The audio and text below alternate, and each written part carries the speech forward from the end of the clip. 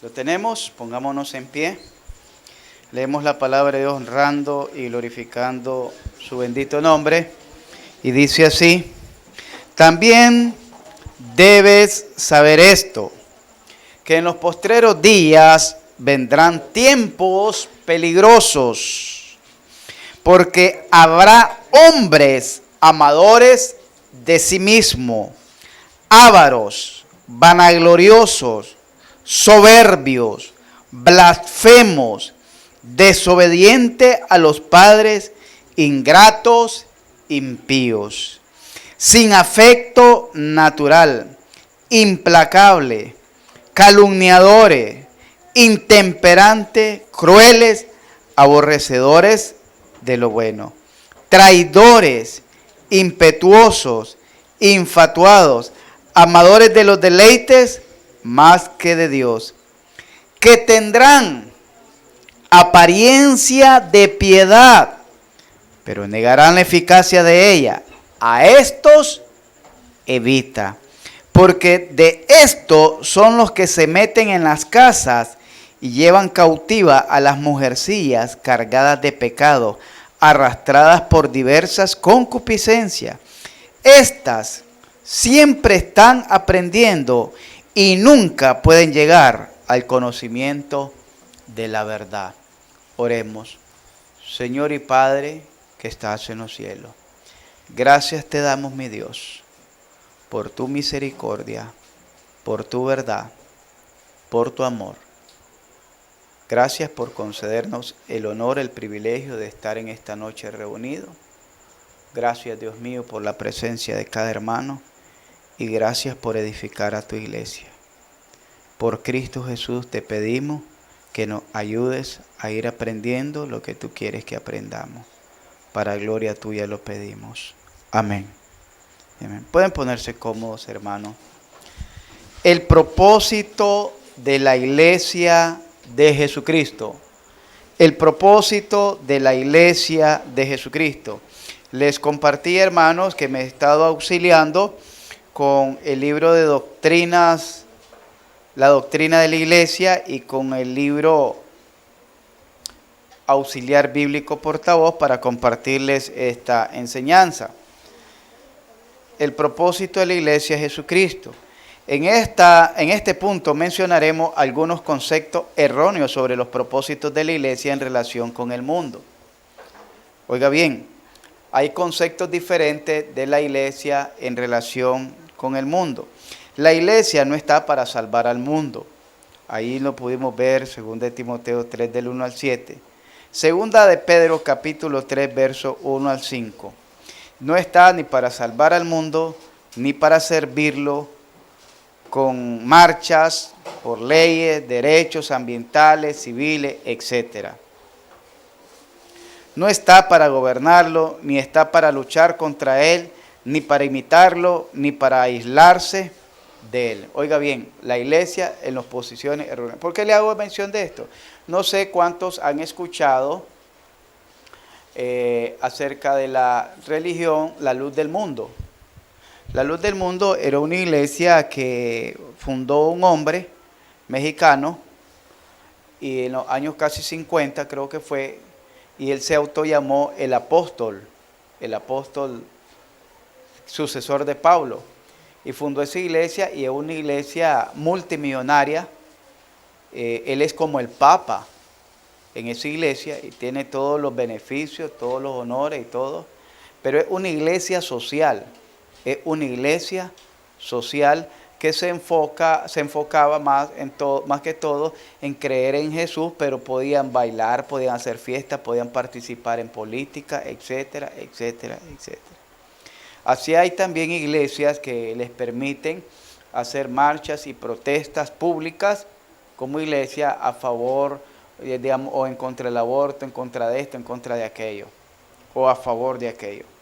La iglesia no está para ese tipo de situaciones, la iglesia no está para ese tipo de actividades, y erróneamente se cree que la iglesia tiene que ser la defensora de los derechos civiles, la iglesia tiene que ser la defensora del derecho a la vida. Una cosa es que la iglesia, como iglesia, no apoye ni apruebe el aborto. Otra cosa es que la iglesia vaya a marchar pro aborto o vaya a agarrarse a garrotazo con una protesta que vengan a favor del aborto. Oiga bien. Este tipo de iglesias, quizás nosotros no los miremos aquí, o sí pudiéramos ver en el caso que se dio en el 2018, muchas iglesias salieron a marchar, de diferentes denominaciones salieron a marchar, a protestar, a dar a conocer. Otros salieron a marchar por la paz. En ninguna parte la Biblia nos enseña que tenemos que ir a marchar por la paz. Tenemos que orar por la paz, pero no ir a marchar por la paz.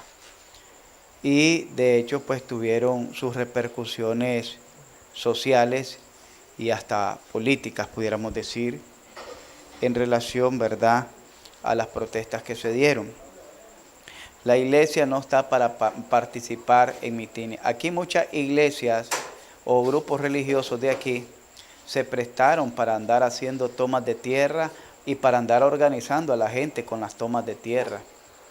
Cuando a mí me dijeron, pastor, aprovechemos, ahí está para la iglesia, el terreno. O allá nos van a conseguir uno grande, no le dije. Dios no obra de esa manera.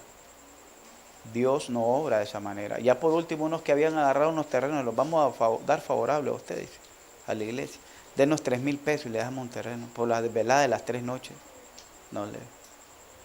Y compramos un terreno que con escritura y todos los documentos que tenía la señora, los papeles, y al final de todas maneras perdimos, porque fueron allá donde están urbanizando ahora. Pero les quiero decir, nosotros nunca hemos participado en ese tipo de protestas ni actividades políticas y espero que en lo sucesivo esta iglesia jamás participe de ellos. Si usted de manera personal pertenece a algún partido político y lo invitan a marchar y quiere ir a pegar gritos, vaya a pegar gritos, pero no vaya en representación de la iglesia, ni diga que es el representante de la iglesia, ni que como cristiano o hijo de Dios está haciendo acto de presencia. Porque Dios en ningún momento nos ha mandado a hacer ese tipo de actividades políticas. Que pueden participar en la política. La vez pasada estuve con el hermano que estaba dando la clase, hermano Mario, le dije, sí, pueden participar. Necesitamos personas temerosas de Dios, necesitamos personas piadosas que ocupen los cargos públicos en nuestro país para que nosotros podamos vivir quieta y reposadamente. Lo necesitamos. Que un pastor puede ser un diputado, negativo. Si me dan de presidente, sí, pero diputado no. Entonces, hermanos, aquí podemos ver el carácter de los hombres en los postreros tiempos. ¿Qué quiere decir esto? Que la iglesia no está para cambiar al mundo, porque Pablo está diciendo cuál iba a ser la condición del ser humano. El ser humano iba a ir de mal en peor. Incluso Pablo le está diciendo al final, a esto evita. No te mezcles con este tipo de personajes, ni permitas que este tipo de personajes sean, porque hay iglesias o grupos, o grupos que tratan de patrocinar las iglesias, pero al final ellos son los que quieren tomar las riendas de la iglesia. Entre ellos está Compasión, no sé, de esos organismos que ayudan a la niñez, que les ponen comedores infantiles y cosas. Le dicen al pastor, usted tiene que hacerse a un lado, hágase a un lado, apártese, y de los miembros de la iglesia usted levanta el ministerio ahí, pero usted no tiene que involucrarse en nada. Desde ahí ya van mal, porque el que dirige la iglesia es el pastor y el que tiene que velar por el bienestar de la iglesia es el pastor y quien va a entregar cuentas por la iglesia es el pastor. Que el pastor puede delegar responsabilidades, claro, pero no lo pueden aislar ni excluir. Y entonces tienen que hacer esto, hay que hacerles convivio, hay que hacerles fiesta, hay que hacerles... Y ahí entonces, ¿qué es la iglesia? ¿Un club social o la iglesia? El cuerpo de Cristo. Por eso leíamos el texto donde dice que para que si tardo, 1 Timoteo 3:15, si tardo sepas cómo debes conducirte. A esto llevamos con este propósito de la iglesia, que sepamos cómo debemos de conducirnos en la iglesia. Segunda de Pedro capítulo 3 versos del 1 al 5, vamos a ver qué nos dice. Segunda de Pedro capítulo 3 versos del 1 al 5 dice: Amado, esta es la segunda carta que os escribo, y en ambas despierto con exhortación vuestro limpio entendimiento, para que tengáis memoria de las palabras que antes han sido dichas por los santos profetas, y del mandamiento del Señor y del Salvador dado por nuestros apóstoles. Sabiendo primero esto, que en los postreros días vendrán, ¿qué? Burladores, andando según sus propias concupiscencia, y diciendo: ¿dónde está la promesa de su advenimiento? Porque desde el día en que los padres durmieron, todas las cosas permanecen así como desde el principio de la creación. Estos ignoran voluntariamente que en el tiempo antiguo fueron hechos por la palabra de Dios los cielos y también la tierra, que proviene del agua y por el agua subsisten. Por lo cual el mundo de entonces pereció anegado en agua. ¿Qué está diciéndonos ahí? Que la iglesia, en el mundo siempre van a haber personas perversas. En el mundo siempre van a haber conflictos. En el mundo siempre van a haber destrucción. En el mundo siempre va a haber guerra. La iglesia no está, y ustedes pueden, los que les gustan las redes sociales, ustedes pueden ser testigos. Ya comenzó una bullita ahí entre Rusia y Corea, Rusia y Ucrania. Ya toda la iglesia viene el fin del mundo, la guerra mundial, y ya comienzan hasta a sacar profecía, a ponerle citas bíblicas de profecía y de esto y del otro, y ya entonces dicen que Putin es el anticristo y que eso ya está marcado en no sé dónde y no sé. Hermano, oiréis de guerra y de rumores de guerra, pero dijo el Señor, pero aún no es el fin. Mateo capítulo 24 y 25. Oiréis de guerra y de rumores de guerra, pero tranquilo, todavía no es el fin. ¿Qué quiero decir con esto? Ya la vez pasada estaba en conflicto, hay que orar por lo... Sí, tenemos que orar porque ahí hay gente cristiana, ahí hay iglesias, por las iglesias, pero que nuestras oraciones van a detener los designios de Dios, no van a detener los designios de Dios. Nuestras oraciones no van a detener los designios de Dios. Los designios de Dios ya están establecidos. Los designios de Dios ya están decretados. ¿Qué es lo que va a pasar? ¿Qué es lo que va a pasar? Lo que tenemos que orar es que Dios tenga misericordia y tome el control y las cosas no se salgan de control. Hermanos, siempre van a haber gente perversa, siempre van a haber maldades, siempre va a haber gente impía, siempre va a haber guerra, siempre va a haber huracanes, siempre van a haber terremotos, maremotos, tsunamis. Cuando se dio el deslave del Cerro El Casita aquí en León, dice que la gente que iba siendo arrastrada por el lodo, iban diciendo: se arrepiéntanse porque este es el fin del mundo. No sé si eran cristianos o si no eran cristianos, pero al menos tenían conciencia de que era el fin del mundo para ellos, porque iban arrastrados por el deslave del lodo. Era el fin para ellos, pero ellos creían que era el fin del mundo. Porque está pasando algo, es que el fin del mundo. No, hermano. La iglesia no está entonces para intervenir en esas cosas, ni para ganarse, ni al mundo, salvar al mundo. No, está para predicar al mundo. Ahí vamos a ver más adelante. El propósito de la iglesia principal son tres. Oiga bien, el propósito de la iglesia principal son tres: glorificar a Dios, exaltar a Jesucristo y la proclamación de su evangelio. Ese es el propósito de la iglesia: glorificar a Dios, exaltar a Jesucristo y proclamar su evangelio, el evangelio de Jesucristo. Por eso es que dice que nosotros estamos para hacer luz de las naciones. ¿A través de qué? De la proclamación de su evangelio. Dentro de estos propósitos, la iglesia tiene que cumplir ciertas responsabilidades. Oiga bien, dentro de estos propósitos que hemos mencionado, estos tres principales propósitos, la iglesia tiene que cumplir ciertas responsabilidades. Y la primera responsabilidad es amar a Dios. Amar a Dios. ¿Recuerdan el primer mandamiento? De los dos grandes mandamientos.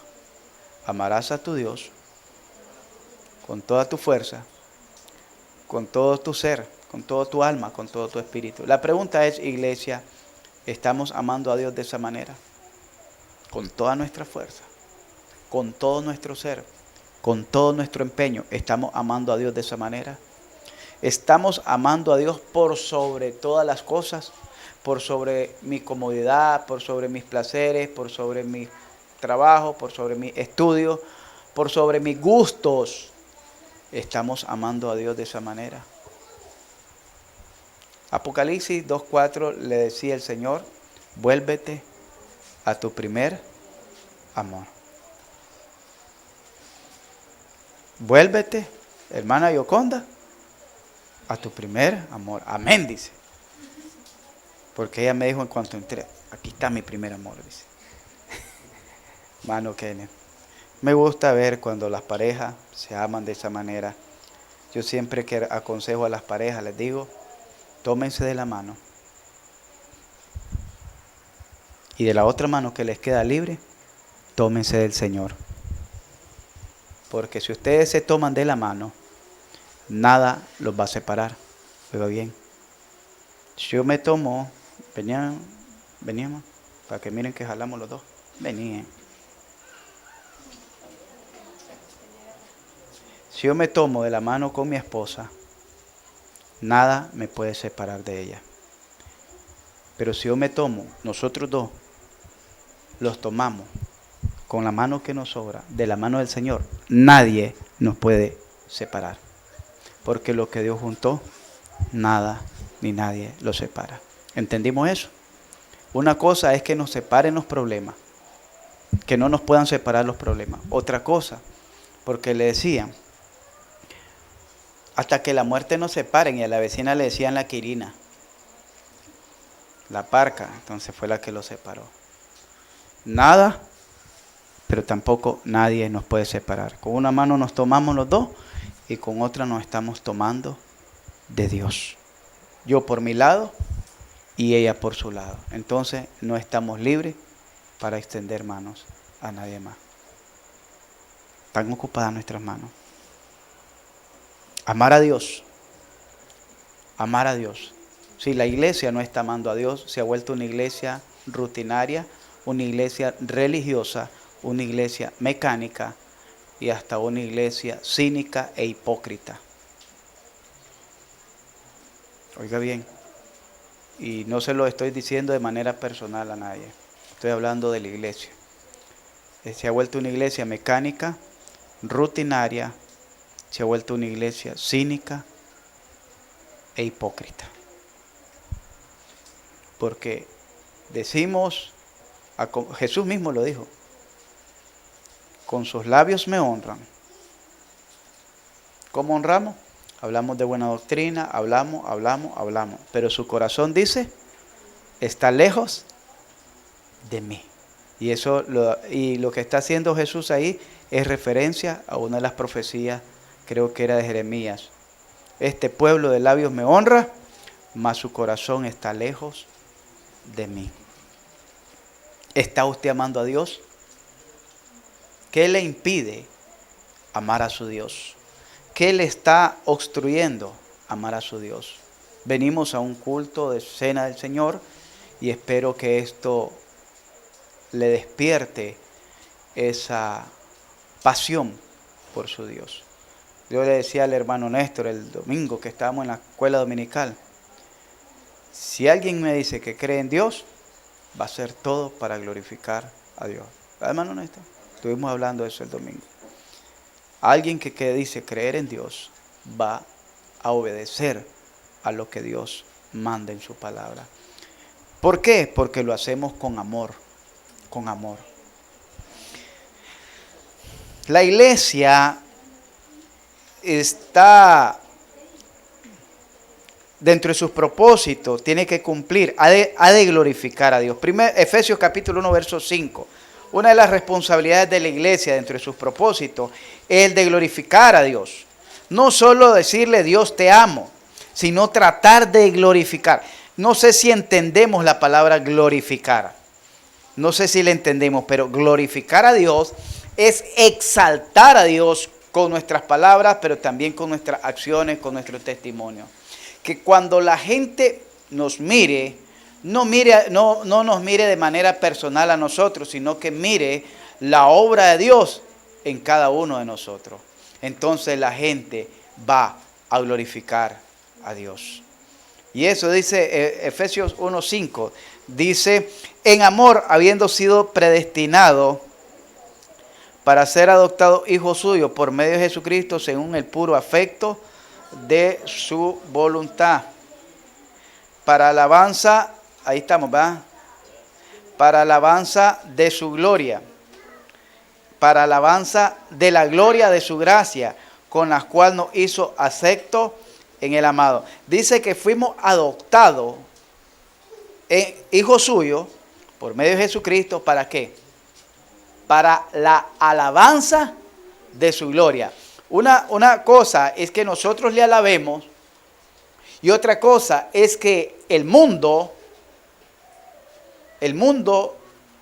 vea y quiera ser parte de ese reino, de esa iglesia, por causa del testimonio nuestro. No sé si me entienden. Que el mundo vea en estas jóvenes que Dios ha derramado de su poder. Que el mundo vea en nuestros hogares que Dios ha derramado de su gracia. Que el mundo vea que aquel hogar que era un infierno, ahora es un pedacito de cielo aquí en la tierra. Que aquel hogar donde se oía solo cosas horrendas, ahora se oyen cánticos, ahora hacen cultos, ahora caminan de la mano, después que caminaban distanciados, después que se tiraban pailas y cucharas, ahora mira qué bonito van de la mano. De esa manera es que glorificamos a Dios. Entonces los demás matrimonios dicen, mira cómo Dios lo ha cambiado a ese hombre, cómo Dios ha cambiado a esa mujer, cómo Dios ha cambiado al drogadicto. ¿Te acordás cómo era ese brother? Si ese brother dice, hasta los chagüites se fumaba, dice. Ese brother, hasta la acetona se bebía. Ese brother dice, ¿qué no hacía? No podías dejar una ropa en el tendedor porque la llevaba. Pero míralo ahora. Míralo ahora. Desde que va a la iglesia, mira. Y ya educadito, te dice buenos días, Dios le bendiga. Eso es de esa manera es que glorificamos a Dios. Pero ¿qué pasa con muchos cristianos? Y le digo porque lo he visto. Se vuelven cristianos y como que se sacaron la lotería. Que no le hablan a nadie para que no les hagan un préstamo. No le hablan a nadie en la cuadra, no saludan a nadie, de su trabajo a su casa, bum, bum, bum. Eso es ser una persona antisocial. No le quiero decir que tiene que andar chismeando, pero por lo menos saludar, invitar. ¿Cómo está fulana? Dios le bendiga, le invito al culto, ¿verdad? Pero no le hablamos a nadie, ni a los vecinos. Y entonces, ¿cómo podemos ser luz y resplandecer en medio de las tinieblas? ¿Cómo podemos glorificar a Dios? Y cuando platique, no, si viera gracias a Dios que yo soy esto, yo soy esto. No diga lo que ha hecho. Diga de dónde la sacó Dios. ¿De dónde lo sacó Dios? A mí no me da pena. Yo siempre le he dicho de dónde me ha sacado el Señor. Porque mi propósito es glorificar a Dios. Glorificar a Dios. No porque yo pude, sino porque el Señor me ayudó. El Señor fue el que hizo la obra en mí. Él me transformó. Vamos ahí nomás en Efesios 6:11. Dice, vestidos de toda la armadura de Dios, 6:11 les dije, ¿verdad? Para que,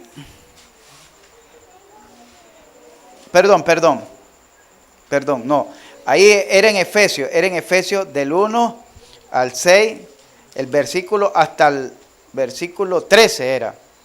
Lo que pasa es que Efesios capítulo 1, del versículo 5, el verso 6, el verso 11, el verso 12 y el verso 13, nos enseñan que nosotros fuimos predestinados con el propósito de glorificar siempre a Dios. Con el propósito de glorificar siempre a Dios. Pero vayamos ahí a 2 de Tesalonicenses 1:12. Ahí sí, 2 de Tesalonicenses 1:12. Dice, para que el nombre de nuestro Señor Jesucristo, oiga bien, aquí es donde nosotros exaltamos a Cristo, para que el nombre de nuestro Señor Jesucristo sea glorificado ¿en quién? En vosotros, y vosotros en Él, por la gracia de nuestro Dios y del Señor Jesucristo. La iglesia está puesta para glorificar a Dios, para glorificar a Jesucristo. Oiga bien, vamos a ver de qué otra manera la iglesia está puesta para glorificar a Dios. La iglesia está puesta para glorificar a Dios a través de la alabanza y a través de la oración. Vayamos a Salmos capítulo 50, versos 23. Dice así: en el que sacrifica alabanza me honrará, y al que ordenare su camino le mostraré la salvación de Dios. Pero dice, el que sacrifica alabanza me honrará. La iglesia está para glorificar a Dios a través de la alabanza y la oración. Miremos ahí Juan 14:13, el Evangelio de Juan, capítulo 14, versos 13, dice así: y todo lo que pidieres al Padre en mi nombre, lo haré para que el Padre sea glorificado en el Hijo. Ahí está hablando de las oraciones. La iglesia está para glorificar a Dios a través de la alabanza, pero también a través de la oración. Dice, y todo lo que pidiere al Padre en mi nombre. ¿Sabe cuál es lo triste de los cultos de oración? Que como que aquí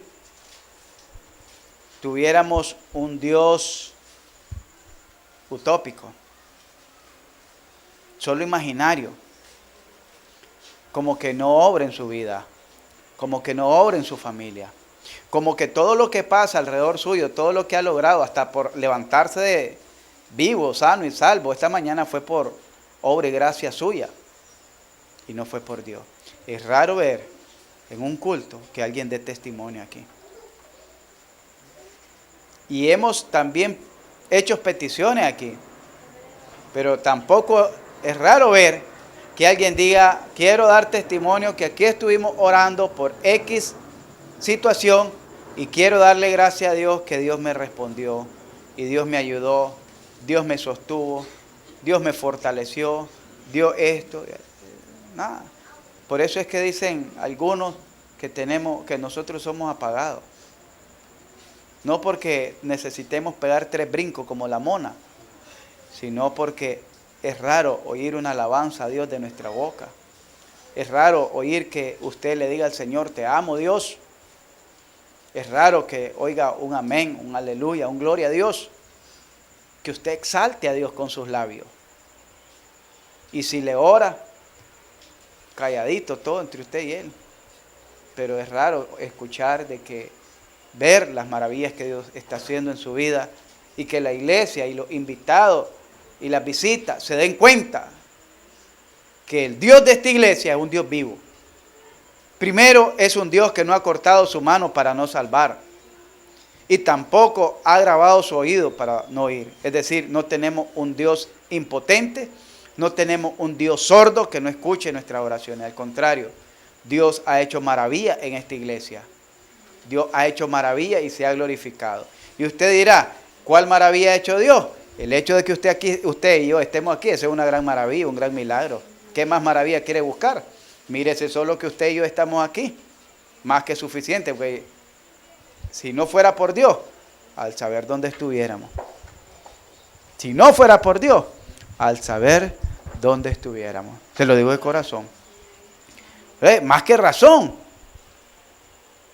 Más que razón. Hebreos 13:15, hermano. Espero que estén diestro ahí en su Biblia, hermano, porque a mí me cuesta un poco.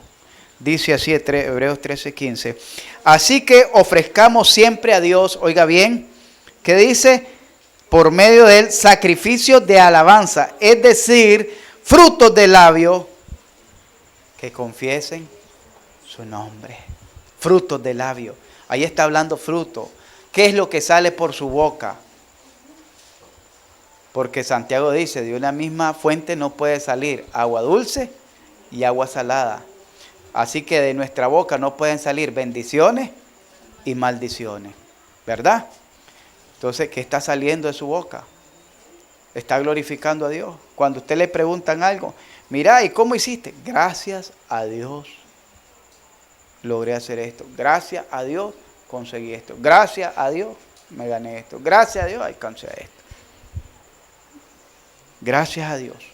Frutos de labios que glorifiquen su nombre. Vamos a ir más adelante porque esto es largo y tendido. No crean que esto es la responsabilidad de la iglesia, es grande. Dice que también glorificamos a Dios con nuestro fruto. Ahí en San Juan capítulo 15, verso 8 dice que si nosotros llevamos fruto, San Juan capítulo 15, versos 8, seremos así sus discípulos. Dice, en esto es glorificado mi Padre, en que llevéis, no dice alguno. La iglesia es responsable de llevar algunos frutos. La vez pasada yo les enseñé los tipos de frutos que da un cristiano. Frutos de labio, frutos de alcanzar familia o hermanos para Jesucristo, reproducirnos en otro. Esos son frutos que glorifican al Señor, reproducirnos en otro. Y les estuve haciendo mención de varios tipos de frutos que nos enseña la Escritura. La iglesia es responsable de glorificar a Dios con nuestros frutos. ¿Estás dando frutos que glorifiquen a Dios? Aquí lo dice la Escritura. En esto es glorificado ¿quién? Mi Padre. En que llevé ciertos frutos. En que llevéis algunos frutos.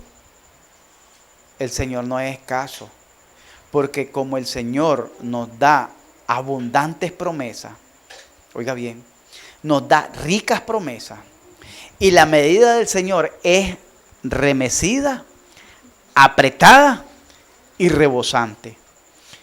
Estoy poniéndome a pensar como en los algodonales.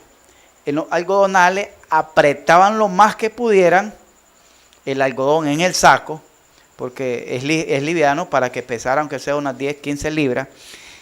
Y después que lo apretaban, lo trataban de compactar a mano, ahora lo hacen a máquina, le hacían unos nudos arriba y el algodón, cuando lo soltaban, se ponía desbordante hacia los lados. Entonces, casi así son las promesas que el Señor nos da, las bendiciones.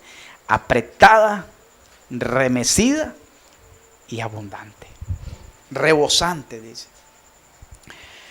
Pero aquí dice, en esto es glorificado mi Padre, en que llevéis muchos frutos. La vez pasada estuvimos estudiando por qué no podemos llevar muchos frutos. Dijimos, el que no da fruto, en esta lectura, el que no da fruto, el que da poco fruto y el que da mucho fruto. Pero en el versículo 3 nos dice que para que podamos llevar, los que no llevan fruto, son cortados, eliminados. Los que llevan poco necesitan ser limpiados para llevar y dar muchos frutos, dar más frutos.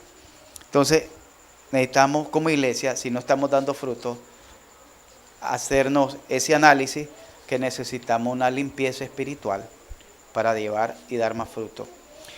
También el Señor, nuestro Dios y Padre Celestial, nuestro Señor Jesucristo, es glorificado con nuestra generosidad económica, Aquí hablaba el texto de ofrenda, pero a veces la gente dice, bueno, yo ofrendo, ya está, con ofrenda, pero es con nuestra generosidad económica. Filipenses capítulo 4, versos 18, ahí el apóstol Pablo dice, pero todo lo he recibido y tengo abundancia, estoy lleno, habiendo recibido Epafrodito lo que enviaste, olor fragante, sacrificio acepto, agradable a mi Dios.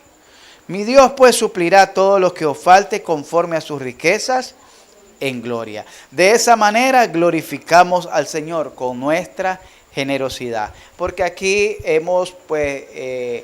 tenemos gasto, aquí se da la ofrenda, que se levanta diario, se da diezmos, se da para la ofrenda misionera, se da para la ofrenda Olpi, y aparte pues que a veces se hacen algunas colectitas para alguna actividad. Y hablando de ofrenda, hermana, no se le olvide lo de los contenedores, ¿eh? Entonces, y así trabajar, así se mueve la iglesia, a través de la generosidad. Pero esa generosidad es la que glorifica también, con esa generosidad glorificamos a Dios, porque, por ejemplo, la ofrenda misionera se ayudan a pastores misioneros para que estén predicando en lugares donde nosotros no podemos ir, pero tenemos en nuestro corazón y en nuestros planes pronto ir, ¿verdad? Pero de esa manera se glorifica a Dios también con nuestra generosidad, porque a través de ella podemos sufragar los gastos para poder sostener los gastos de la iglesia, ¿verdad? Que si es verdad, vivimos por fe, pero también la fe sin obra es muerta. La fe sin obra es muerta. Tenemos Hebreos capítulo 13, versos 16, dice así. Hebreos capítulo 13, versos 16. Y de hacer bien y de la ayuda mutua no os olvidéis, porque de tales cosas se agrada Dios. Y de hacer bien y de la ayuda mutua no os olvidéis, porque de tales cosas se agrada Dios. También glorificamos a Dios con nuestra predicación y ministerio. También glorificamos a Dios como iglesia con la predicación, ¿verdad?, y ministerio. 1 de Pedro capítulo 4, versos 11. Déjeme decirle que la predicación es algo muy hermoso, porque no se trata solo de la predicación aquí en el púlpito, sino también la predicación que podamos hacer de manera personal, la predicación que podemos hacer, compartir con alguien. Capítulo 4, versos 11 dice, 1 de Pedro, y si alguno hable conforme a las palabras de Dios. Si alguno ministre conforme al poder de Dios que Dios da, para que en todo sea Dios glorificado por Jesucristo, a quien pertenece en la gloria y el imperio por los siglos de los siglos. Amén. Cuando a mí me ha tocado aconsejar, hermanos, cuando a mí me ha tocado exhortar, cuando a mí me ha tocado animar, cuando a mí me ha tocado predicar, y cuando a mí aún me ha tocado defender mi fe, mis principios y la sana doctrina, siempre trato de hacerlo con la palabra de Dios.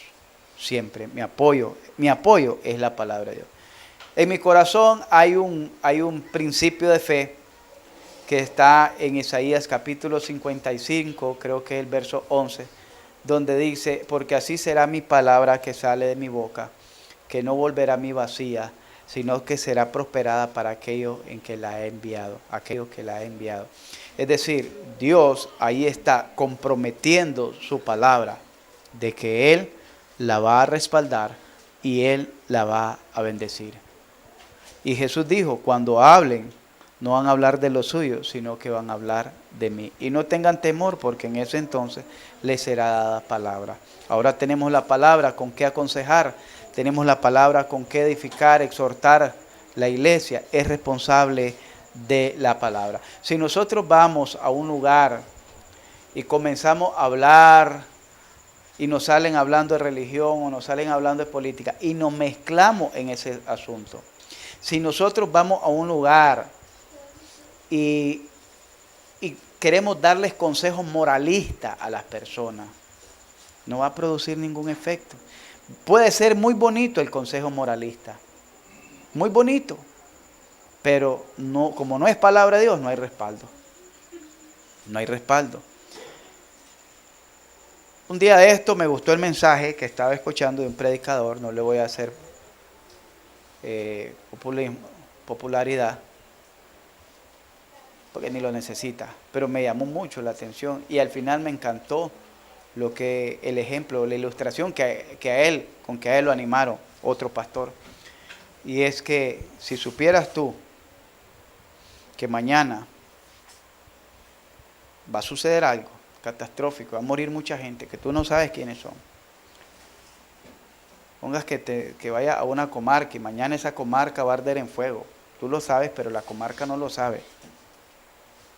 Que está al pie de un volcán. Ellos no lo saben, pero Dios te hizo saberlo a ti. ¿Qué le iría a decir a esa gente?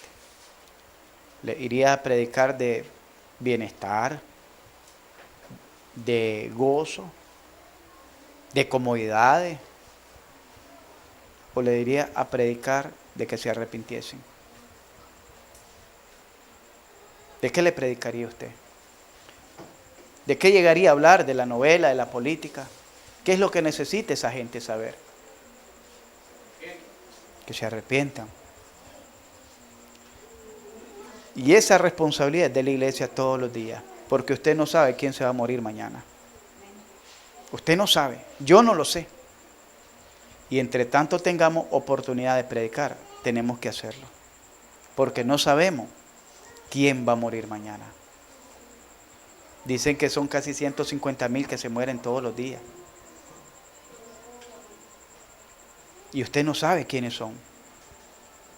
Entonces tenemos que ir, cuando vayamos a predicar, tenemos que predicar de lo que dijo el hermano. ¿De qué? Se arrepientan. Se arrepientan. Jesucristo vino a predicar el arrepentimiento. Juan el Bautista, el arrepentimiento. Los apóstoles, el arrepentimiento. Pablo cerró su discurso ante Félix y le dijo que él no rehuyó a la visión celestial ni a la comisión que se le había dado en Hechos capítulo 26, versos 26, sino que dice que predicó, primero prediqué, dice, por Jerusalén, por Damasco, por Judea y por toda la tierra, que se arrepintiesen y se convirtiesen a Dios, haciendo obras dignas de arrepentimiento. Quiere decir, no se arrepientan de labio, háganlo de corazón. Pero nos cuesta. ¿Saben por qué nos cuesta? Porque nos da pena, nos da miedo irle a decir a la gente, arrepentite de tu pecado. Tú necesitas arrepentirte. Tú necesitas arrepentirte. Porque si no, el día de mañana, y yo le digo mucho, mi deber, mi responsabilidad es predicarte, decirte la verdad. Ya de ahí para allá es un asunto entre tú y Dios. Pero recordá que el día de mañana Dios te lo va a recordar. Este momento que estamos los dos en que yo te estoy enseñando la verdad, si tú no te arrepientes, va a llegar el día en que Dios te lo va a recordar. Tuviste la oportunidad y rechazaste esa oportunidad. Como dice, y yo siempre los pongo a leer, Juan 3:18. El que en él cree no es condenado, pero el que no cree, entonces yo le digo, ¿quién se condena? Uno mismo. Bueno, ya lo sabes, yo no te estoy condenando, ni Dios, vos solo te estás condenando. Vamos a ver si después de estas clases, vamos a dar algunas clases de evangelismo y de discipulado. Evangelismo y discipulado. Y ahí vamos a entender que hay muchos paradigmas del mundo que se han adoptado en la iglesia que no son bíblicos. No son bíblicos. Y como no son bíblicos, nos están alejando de la verdad de nuestro Dios. Y nos están haciendo perder la comunión con Dios. También glorificamos a Dios con nuestro amor. No estamos hablando nada de romanticismo, ¿verdad? En Romanos capítulo 15, versos 5 y 6. ¿Por qué les digo de romanticismo? Porque allá habían unos predicadores que habían agarrado una maña de estarle diciendo, tirarle un beso al Señor, decirle te amo. Dios no anda con esas debilidades. Con un beso fue que lo entregaron, por eso es que Jesús no anda creyendo eso, si con un beso lo entregaron. Tirarle un beso al Señor, decirle te amo. Verso 5, pero el Dios de la paciencia y de la consolación os dé entre vosotros un mismo sentir según Cristo Jesús, para que unánimes a una voz glorifiquemos al Dios y Padre de nuestro Señor Jesucristo. Dice el verso, le dije Romanos capítulo 15, ¿verdad? Ahí estamos. Dice, pero el Dios de la paciencia y de la consolación os dé entre vosotros un mismo sentir según Cristo Jesús. ¿Y cuál fue el sentir de Cristo Jesús? Se despojó a sí mismo y se entregó por amor a nosotros, a su iglesia. Ese mismo sentir quiere que, Pablo aquí está diciendo, el mismo sentir que tuvo Jesucristo, de despojarse, de sacrificarse y renunciar a todo por la iglesia, por amor a la iglesia, porque eso lo llamo en Efesios capítulo 5, verso 22 en adelante. Ese mismo amor, ese mismo sentir debería de tener la iglesia por Jesucristo. La iglesia por Jesucristo. También el propósito de glorificar a Dios de la iglesia, dentro del propósito de glorificar, es reconocer, tener un reconocimiento del señorío de Jesucristo. Y aquí es donde más deficiencia tiene la iglesia, desafortunadamente. Reconocer el señorío de Jesucristo. Siempre la iglesia está buscando el amor de Dios. Es que Dios es amor. Es que Dios es paz. Es que Dios es misericordia. Pero nunca reflexionamos, Dios es un Dios de autoridad. Es raro que querramos vivir bajo esa autoridad, porque siempre la iglesia anda buscando, como dijo, cada quien busca lo suyo y no lo que es de Cristo. Cada quien va buscando agua para su molino, pero no busca lo que es de Cristo. Efesios capítulo 2, versos 6 al 11, ahí nos habla claramente que dice que tengamos el mismo sentir que hubo en Cristo Jesús. El mismo sentir que hubo en Cristo Jesús, el cual dice, siendo en forma de Dios, no se aferró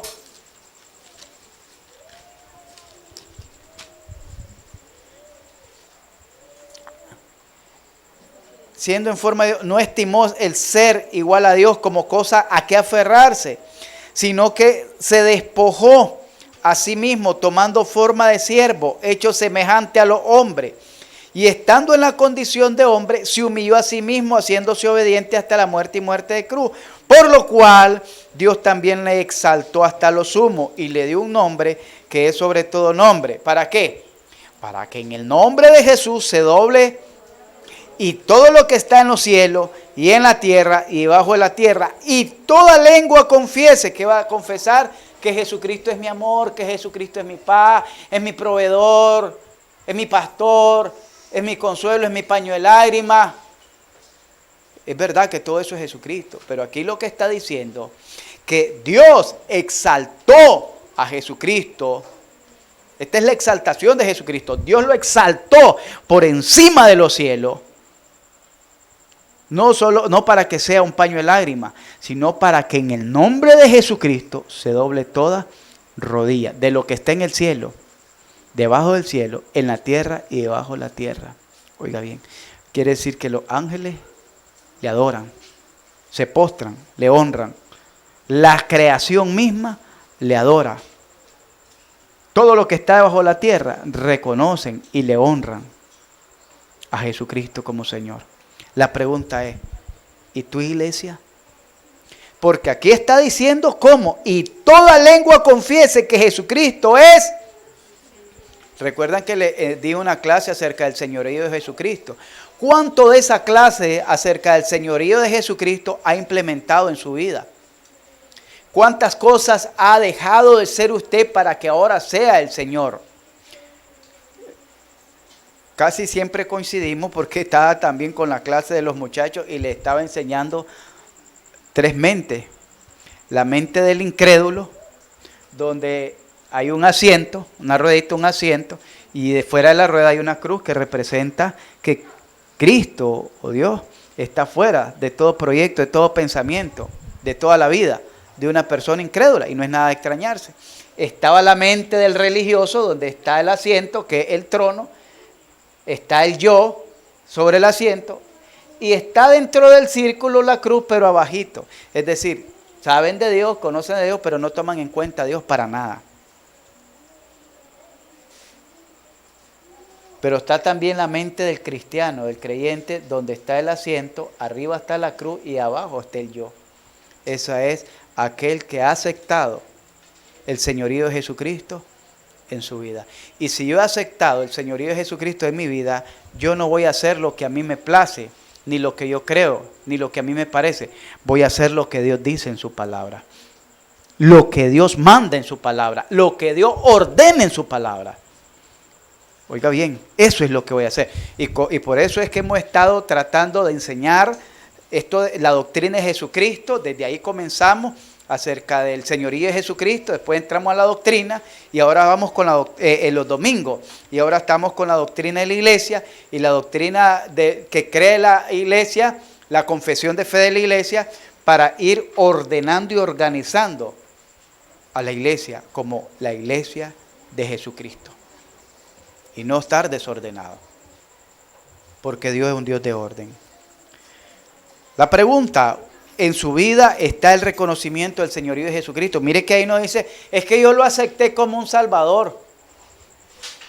Y yo le digo porque a mí me enseñaron eso también. Acepta a Jesucristo, ¿qué tengo que aceptar yo? Él es el que me hizo acepto en el amado. Dice que Él nos hizo acepto en el amado, quiere decir que Él nos aceptó a nosotros. No fue que yo lo tuve que aceptar a Él. Él me aceptó a mí, a pesar de mi pecaminosidad, a pesar de mi rebeldía, a pesar de mi condición humana, perdida y rebelde. Él así me aceptó y me lavó y me hizo una nueva criatura. Dice, y toda lengua confiese que Jesucristo es el Señor. Aquí sí la iglesia es muda, porque no hay lengua que diga, sí, Señor, yo quiero que tú señorees en mi vida. Yo quiero que tú señorees en mi vida. Y yo quiero que tú señorees en mi matrimonio. Y yo quiero que tú señorees en mi hogar, en mi familia. Y que sea el Señor de mi vida en mi casa. Que sea el Señor de mi vida en mi trabajo. Que sea el Señor de mi vida por donde yo ande, en el colegio. Porque aquí obviamente, como les dije la vez pasada, todos somos santos y eso es indiscutible. Aquí ni amén dicen, pues, entonces para decir que van a ofender a alguien. Pero la vida del cristiano no se muestra aquí dentro de estas cuatro paredes. La vida del cristiano se muestra saliendo de ahí para allá. Ahí es donde usted se va a dar cuenta si realmente Jesucristo es su Señor en su vida. También glorificamos al Señor con nuestra fe en la palabra de Dios. Romanos capítulo 4, verso 20 dice así. Glorificamos al Señor con la fe en la palabra de Dios. Dice, tampoco dudo por incredulidad de la promesa de Dios, sino que se fortaleció en fe, dando gloria a Dios. ¿De quién está hablando ahí? De Abraham. Tampoco dudó por incredulidad. A veces nosotros, como no miramos las cosas a lo inmediato, dudamos. Pero Abraham no dudó, a pesar que él ya era un hombre centenario, tenía 90 años, 100 años. Si él tenía 90, Sara andaba por sus 70 cuando le hizo la promesa. Y si llegó a los 100 cuando lo engendró, Sara andaba por los 80. Oiga bien. Y él dijo, bueno, mi esposa ya pasó la costumbre, ya no puede. De por sí que era estéril. Y ya sin costumbre de mujer, pues peor todavía la cosa. Se hace más complicada. Y yo ya soy un viejito que con costo puedo andar. Entonces, pero él no dudó. Él se apoyó en Dios, confiando que el que había prometido era fiel para cumplirle. Quizá usted pase por alguna situación, un trabajo. ¿Qué me van a dar este trabajo si aquí nadie me conoce? Si no vengo con una carta, difícilmente. Si no vengo con una recomendación, difícilmente. Si ese trabajo te lo dio Dios, aunque vaya hasta sin cédula, te lo van a dar. Te lo van a dar. Porque no te lo está dando el hombre, te lo está dando Dios. ¿Y habrá algo imposible para el Señor? El problema es que nosotros queremos friendo y comiendo las cosas.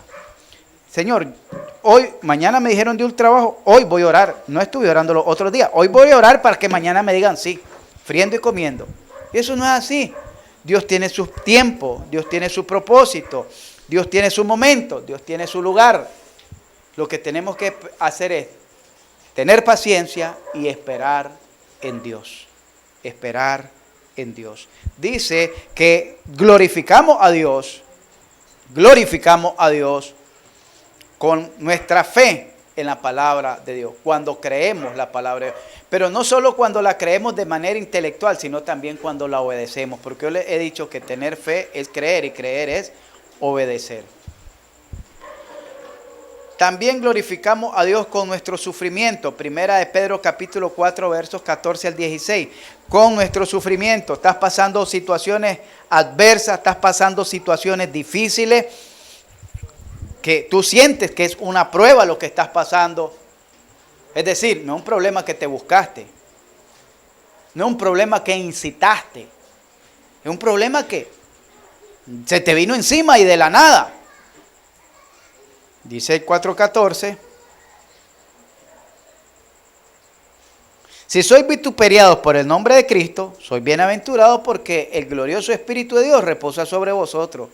Ciertamente de parte de ellos Él es blasfemado, pero por vosotros es como es glorificado. Así que ninguno de vosotros, oiga bien, padezca como homicida, o ladrón, o malhechor, o por andarse entremetiendo en lo ajeno.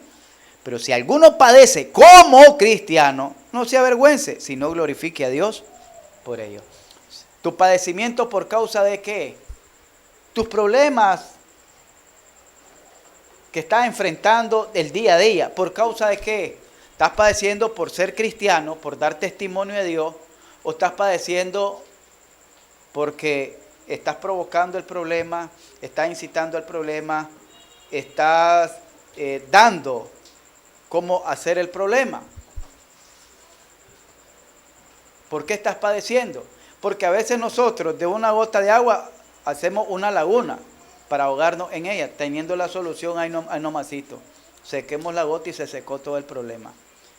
Pero patinamos tanto en el asunto que una gota de agua hicimos una laguna. ¿Cuál es tu padecimiento? ¿Por qué estás padeciendo? Dice que cuando padeces como cristiano, por la causa de Cristo, no por tu causa, no por tus problemas que estás buscando, problemas buscados, sino por la causa de Cristo, entonces Dios es glorificado. Dios es glorificado. También glorificamos a Dios cuando mostramos la gracia de Dios en nuestra vida. Cuando mostramos la gracia de Dios en nuestra vida. Oiga bien, Efesios, ya vamos terminando, hermano. Efesios capítulo 2, versos 7. Efesios capítulo 2, versos 7. Dice así: para mostrar en los siglos venideros las abundantes riquezas de su gracia en su bondad para con nosotros en Cristo Jesús. ¿Quién es el que va a reflejar no cierta gracia, tampoco desgracia? Para mostrar, mire lo que dice la palabra de Dios, que la obra de Cristo, para mostrar en los siglos venideros las abundantes, no son escasas, no son mínimas, no son limitadas, las abundantes riquezas de su gracia en su bondad, ¿para con quién? Para con nosotros en Cristo Jesús. La iglesia es responsable de mostrar esa gracia de Dios. No mostrar desgracia, mostrar esa, y no escasa, superabundante gracia de Dios. Yo les decía, hermano, lo que pasa es que a veces yo tal vez me emociono porque veo la mano de Dios en esta iglesia.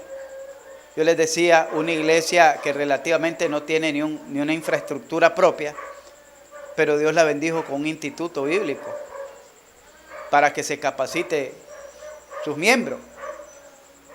Oiga bien, eso es una gran bendición para esta iglesia.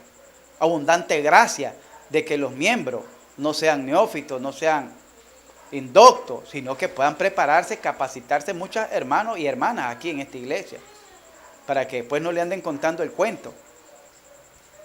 Yo les hablaba también de la llamada de otros pastores que me han llamado para que quieren unirse a trabajar con nosotros bajo la misma visión y la misma confesión de fe. Que Dios nos esté usando para ello. Y que Dios nos haya permitido salir en paz, en armonía, de buen testimonio con la iglesia, libertad, que ¿cuántos hermanos andaban esa vez? Como 6 hermanos en la reunión, cuando nos dieron la salida. Creo que eran como 6 hermanos que andaban. ¿Usted andaba, hermano? Como 6 hermanos andaban. Y todos escucharon, salimos en paz, en armonía. que ahora esa salida no esté siendo de provecho para que nosotros trabajemos con otros pastores, esas son las abundantes riquezas de su gracia. Miren algo, mírenlo en Pablo. ¿Quién era Pablo? Un judío despiadado que seguía la iglesia, no merecía nada. No merecía nada, él mismo dice que él no merecía nada. Pero ¿a quién le reveló el Señor el misterio escondido? ¿A quién ocupó el Señor para extender el evangelio de la gracia? ¿A quién ocupó? No ocupó a Pedro, no ocupó a Juan, no ocupó a Jacobo, ocupó a Pablo. Al más pequeño, por eso Pablo dice, yo el más pequeño de todos. A él lo ocupó, al más insignificante, al que no le querían ni hacer caso, al que lo tenían desechado. A eso ocupó para extender el evangelio de las inescrutables riquezas. Pasó un proceso, pero después comenzó aferrándose a Dios, viento en popa. Allá en Hechos 13 comenzó en medio del sufrimiento, en medio de la batalla, en medio de la persecución, en medio de las cárceles, en medio de las pedradas, en medio de todo conflicto. Ahí iba rompiendo brecha, ahí iba abriendo camino, hasta llegar hoy en día el evangelio a todas las naciones bajo el cielo. Oiga bien, el evangelio a todas las naciones bajo el cielo. ¿Gracias a quién? A aquel pequeño insignificante. Esa es la causa de Cristo en Pablo. Ese fue el legado que le dejó a Timoteo y a sus seguidores. Quizás nosotros los adultos no miremos eso, pero nuestros hijos sí lo puedan ver. El fruto del trabajo que se emprenda en esta obra, de ser una iglesia pionera en este hermoso ministerio que todavía no hay en Nicaragua, de proclamar la verdad del evangelio, de renunciar al paganismo y de abrazar la verdadera fe en Cristo Jesús, a pesar de las circunstancias, de la violencia, a pesar de los pesares, ir abriendo brecha en ese camino. Esa es la abundante riqueza que Dios tiene para con nosotros. La abundante riqueza no es que le va a dar una casa de 2 pisos en las colinas o en Santo Domingo. Ese es problema, porque usted viera lo que va a pagar de impuestos anual. La abundante riqueza está en lo que usted puede hacer y que Dios lo pueda llamar. Tomarlo en cuenta, con solo eso, que Dios me haya tomado en cuenta para este ministerio. ¡Wow! Esto es lo más sorprendente, lo más maravilloso, lo más valioso en esta vida. Que Dios nos haya tomado en cuenta para ser parte de su ministerio. Eso es lo más valioso. Lo más valioso no es lo que tiene en el banco, ni en el cofre, ni bajo la almohada, ni bajo el colchón. Porque eso se lo va a comer la policía y se le mojan los pierden. Lo más valioso es lo que Cristo lo ha llamado a hacer a usted. Eso es lo más valioso. Para mí eso es lo más valioso. No sé usted. A demostrar la gracia de Dios. Demuestra esa gracia que Dios ha tenido contigo. Demuestra esa gracia que Dios ha derramado en ti. Demuestra esa gracia. Dice que los gentiles son coherederos y miembros del cuerpo de Cristo, copartícipes de la promesa de Cristo Jesús por medio del Evangelio. Esa es la gracia del ministerio del apóstol Pablo. Termino ahí y pues faltan algunos aspectos que los dejamos para el otro martes, Dios mediante. Le pregunto, ¿cómo está glorificando usted a Dios? ¿Cómo está glorificando usted a Dios? No me lo responda. A través de este estudio, usted pregúntese, ¿está caminando en fe? ¿Está dando fruto de labio? ¿Frutos dignos de arrepentimiento? ¿Frutos que glorifiquen su nombre reproduciéndose en otro? ¿De qué manera usted cree que está glorificando a Dios? ¿De qué manera? ¿De qué manera? ¿Usted está viviendo para su gloria o para la gloria de Dios? ¿Usted está viviendo para el señorío de Jesucristo o está viviendo en su señorío? Oiga bien, ¿por qué estamos enseñando esto de la iglesia? Porque usted tiene que saber qué es la iglesia. La iglesia no es un club social. La iglesia no es un centro de entretenimiento. La iglesia no es un pasatiempo. La iglesia no es un centro comercial. La iglesia es el cuerpo de Jesucristo. Y cada uno tenemos una función en ese cuerpo. Y si usted no está funcionando como tal para glorificar ese cuerpo, es como que usted estuviera ¿cómo le pudiera decir? Mutilado del cuerpo. Mutilado del cuerpo. Imagínese que como a una persona se le paraliza un brazo. ¿Para qué sirve ese brazo? Para nada. Porque solo para andarlo cargando, pero ya no ejerce aquella función. Pero si ese brazo se restaura, es de mucho provecho. Porque qué cosa más difícil. Yo le he probado cuando andaba quebrado, trabajar solo con una mano. Mientras que ya la otra mano ayuda y es de gran ayuda. Así somos cada uno de nosotros. El Romanos 12 nos enseña, 1 Corintios 12 nos enseña también que cada uno de nosotros tenemos una función en el cuerpo de Cristo. La pregunta es si estamos funcionando. Porque si usted está funcionando, está glorificando a Dios. Si usted no está funcionando como tal, está afectando más bien el cuerpo de Jesucristo. Un órgano, un miembro que no funciona, ¿qué hace? Imagínense mi oído. Ya casi he perdido la audición, 40%. Me mete problemas, porque a veces me están hablando y le tengo que... Y hasta suena molestoso. ¿Qué dijiste? ¿Qué dijo? Estará poniendo la oreja como las loras. La vista. Si no leo bien, hasta puedo pronunciar una palabra equivocada. Entonces, pero si a la vista está bien, el órgano funciona bien. Entonces, hermano, miremos cómo estamos funcionando dentro del cuerpo de Cristo. Dentro del cuerpo. Usted está honrando, usted está glorificando a Dios, usted está funcionando dentro de ese órgano, glorifícalo. Y si no lo está haciendo, pues comience a hacerlo. Porque Jesús fue quien dijo, no fue Erwin, y ahí termino, fue Jesús. Si tu ojo te es ocasión de caer, córtalo. Si tu mano te es ocasión de caer, córtala. Si tu pie te es ocasión de caer, córtalo. No están funcionando. Dios, yo no. Dios, cuando miren, los va a hacer a un lado. Dios los va a hacer a un lado. Y usted dirá, ¿Dios va a hacer eso? Se los dije en San Juan capítulo 15, verso 1. El pámpano que no da fruto será cortado y echado fuera. Y el que está dando fruto será limpiado para que dé más fruto. No lo digo yo. Ahí está la palabra de Dios. Pongámonos en pie, vamos a orar.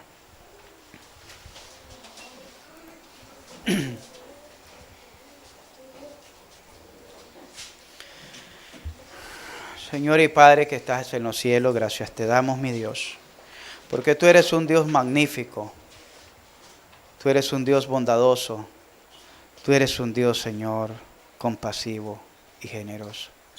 Gracias te doy, Señor, por tu amor, por tus bendiciones. Gracias. Gracias, Padre mío, porque has hablado a nuestras vidas. Gracias, Señor, porque nos has honrado al enseñarnos tu palabra. Gracias, Dios, porque a más de un corazón le has hablado en esta noche. Te ruego, mi Señor, que nos ayudes, porque también reconocemos que separados de ti, nada podemos hacer. Ayúdanos, mi Dios, queremos honrarte. En lo personal quiero honrarte. Quiero glorificarte. Quiero dar lo mejor de mí. Es verdad que a veces el cansancio, la fatiga, las enfermedades provocan en nuestro ser cierto desaliento o tristeza o preocupaciones. Pero que ninguna de estas circunstancias, Señor, sean de razón